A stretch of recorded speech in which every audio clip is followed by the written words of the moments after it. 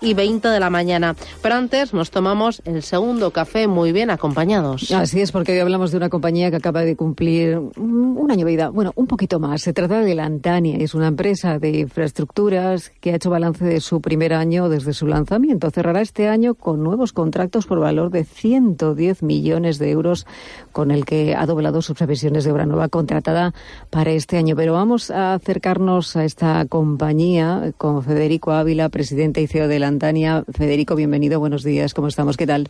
Buenos días, ¿Qué tal? Elena, ¿Todo bien? Elena y Susana, un placer estar aquí de nuevo con vosotras.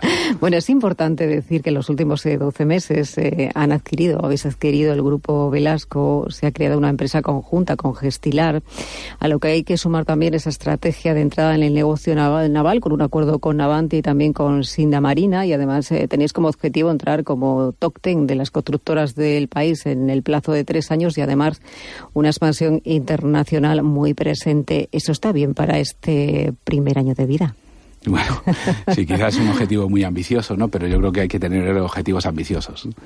¿Qué objetivos vais a cumplir en los próximos años? Porque hablábamos de que queréis cerrar este año con 110 millones dentro de la cartera. Tenéis la previsión de 55.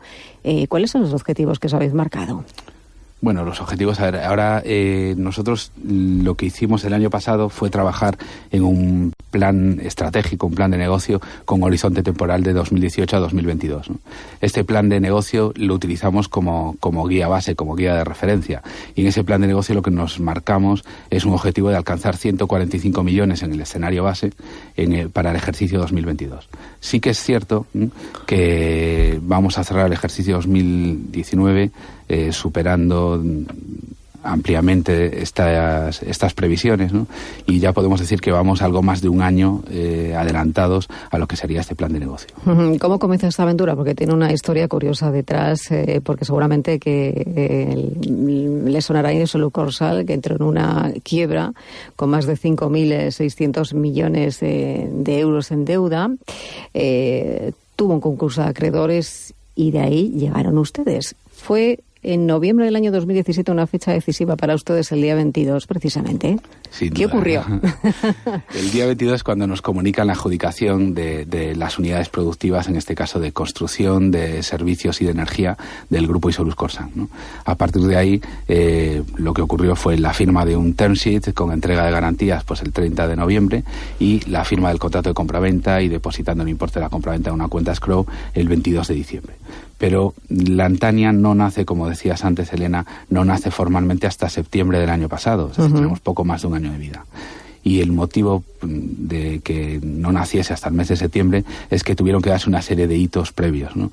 Yo destacaría básicamente 3, ¿no? El primero fue el auto judicial, teniendo en cuenta, como comentabas, la situación de Isolus Corsan, la situación concursal.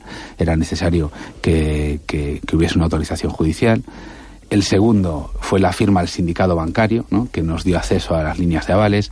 Leí hace no mucho pues un artículo de Julio Manera, de Álvarez y Marsal, que decía que el aval bancario se había convertido en la materia prima más importante de las constructoras y de los EPCistas. Y en ustedes también se convirtió, de hecho. Sí, para poder ayudarles a marcar esa hoja de ruta en el futuro, que además debería ser un plan muy rápido, ¿no? Después de que ocurriera el día 22 de noviembre, se marcaron ustedes ese plan que debería ser muy rápido, ¿no? Después de esa compraventa. Y comentaba, y el último hito que para nosotros fue clave fue la concesión de las clasificaciones de contratista del Estado por parte del Ministerio de Hacienda, ¿no?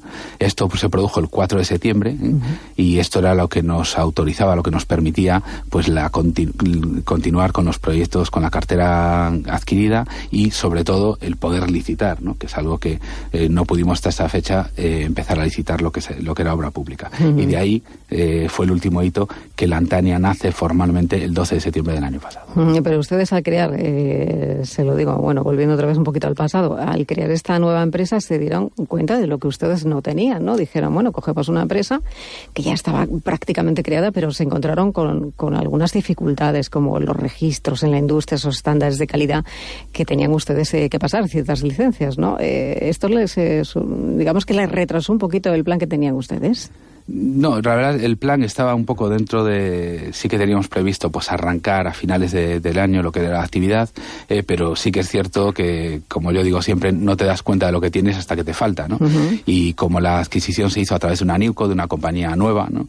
Pues hubo que dotar a esa nueva compañía pues de todos los mecanismos necesarios para poder ejecutar obra, para poder licitar, y efectivamente ahí entran pues desde las ISOs, las OSHAs, clasificaciones de contratista, permisos de industria, etcétera, ¿no? La verdad es que un trabajo arduo que es el que nos centramos básicamente ese primer año.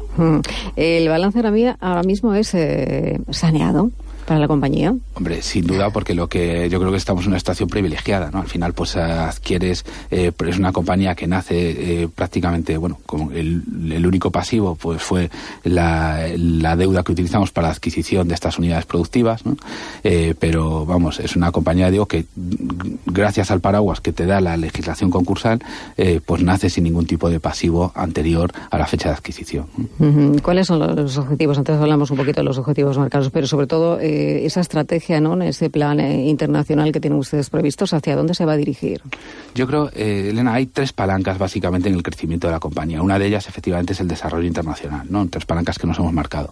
El desarrollo internacional, este año, a principios de este año, dedicamos tiempo a definir un plan de negocio internacional, a definir una estrategia, a decir, oye, ¿en qué mercados queremos estar? ¿Con qué productos? Y todo lo que hicimos fue un análisis del tipo de producto, digamos, ¿no?, que construimos, ¿no?, por un lado, y por otro lado un análisis de los distintos mercados en los que tenemos previsto estar, ¿no? Un análisis, yo creo, muy detallado, en el que analizábamos pues desde el riesgo jurídico de cada mercado, riesgo de tipo de cambio, índices de corrupción, índices de facilidad para hacer negocios en esos mercados, por supuesto planes de inversión en infraestructuras, tipos de proyectos, porque no es lo mismo para nosotros, por ejemplo, aunque sea un plan de inversión pues muy ambicioso en un determinado mercado, si ese plan sale en proyectos de 1.000 millones de euros, por ejemplo, cada uno, pues a nosotros en este momento queda fuera de nuestro alcance, ¿no? Entonces, después de analizar eso, lo que concretamos fue esto en una matriz y nos marcamos 3 fases en el desarrollo internacional, ¿no? Una primera fase, que es en la que estamos en este momento, que es lo que definimos el entorno de la Unión Europea.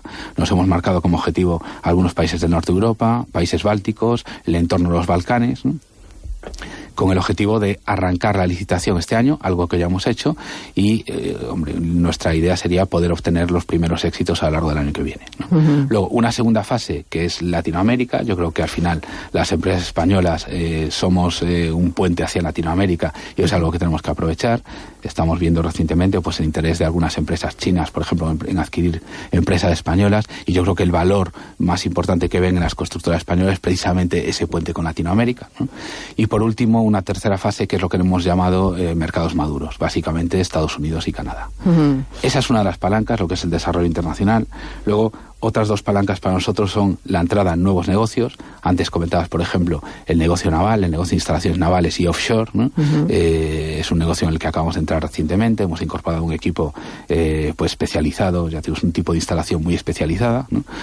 Y luego también pues con la adquisición del Grupo Velasco hemos incorporado un equipo experto en conservación de carreteras y en servicios, ¿no?, que es un área que no teníamos nosotros tan desarrollada, y es un área en la que también nos da una palanca de desarrollo importante. ¿Qué les viene a suponer, perdona Federico, este acuerdo con el Grupo Velasco y también el acuerdo de Gestilar? ¿Qué les viene a suponer al negocio? Pues yo creo que esa justo es la tercera palanca que iba a comentar, ¿no? Lo que es el crecimiento inorgánico. Yo creo que las 2 operaciones que hemos cerrado este año es, por un lado, la adquisición del Grupo Velasco, una empresa que se encontraba también en situación de liquidación, ¿no?, y adquirimos el negocio de obra pública del Grupo Velasco. Era un grupo con 100 años de historia, yo creo que un referente, una constructora madrileña referente en España, sobre todo en el área de conservación de carreteras, ¿no? Y ahí lo que nos aporta, bueno, aparte de haber incorporado un equipo de casi 50 profesionales, ¿no?, pues hemos incorporado una cartera de 50 millones de euros de obra pendiente de ejecutar, ¿no? Y también nos ha permitido la entrada en el sector concesional con la participación que tenía el Grupo Velasco del 19% en la concesionaria A31 en el tramo entre Bonete y Alicante, ¿no? Y Gestilar, pues es un proyecto que a mí personalmente me encanta, ¿no? Porque yo creo que es una nueva sociedad, Gestilar Construcciones, que constituimos con la promotora inmobiliaria Gestilar, ¿no? Está participada por Lantania y por la promotora Gestilar, y lo que supone es un nuevo enfoque en la edificación residencial, ¿no? Un enfoque mucho más colaborativo en lo que se llama una metodología de construcción integrada, y que trabajamos con libros abiertos, ¿no?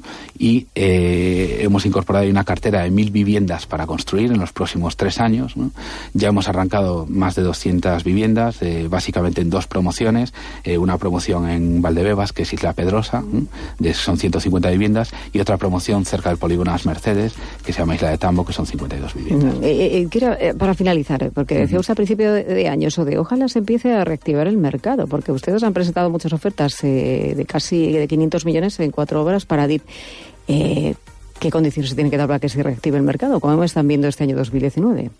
Bueno, yo creo que una cosa muy importante... Bueno, el mercado, yo creo que se está reactivando, pero estamos todavía muy lejos, ¿no? Si vemos las cifras de licitación, por ejemplo, licitación de obra pública, pues en el año 2006 estamos hablando de cifras del entorno de los 47.000, 50.000 millones de euros, según datos de la CNC, y el año pasado, por ejemplo, se cerró con 16.000 millones de euros de licitaciones. O sea, una caída importantísima, ¿no? Ya no sobre el 2006, que digamos que fue el año pico, ¿no?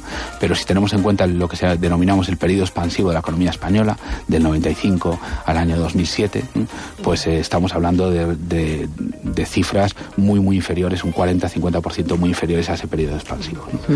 ¿Qué se tiene que dar? Pues yo creo que lo que es clave es, en primer lugar, una cosa que nos gusta a los empresarios, es la estabilidad, ¿no?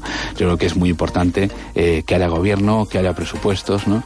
E incluso determinadas, por ejemplo, yo creo que es clave que haya un pacto de Estado de infraestructuras, ¿no? No tiene mucho sentido que estemos hablando de infraestructuras que tienen una vida útil, pues que se considera en torno a los 30 años, ¿no? Y que al final que estén sometidos a plazos de una legislatura de 4 años, ¿no? También que se fomente pues la participación público-privada. Yo creo que es otro de los ejes, que aquellas obras, como estamos hablando por ejemplo ahora, las infraestructuras necesarias en agua, ¿no? O en carreteras, ¿no? Pues aquellas obras que no se puedan acometer vía la vía presupuestaria, vía inversión pública, pues que poder permitir al sector privado acometer este tipo de proyectos. Pues bueno, adelante con esas peticiones y a trabajar, no queda otra. Federico, muchísimas gracias por acercarte a nuestros estudios. Enhorabuena por ese primer año y a seguir trabajando. Gracias y hasta pronto. Un abrazo. Adiós.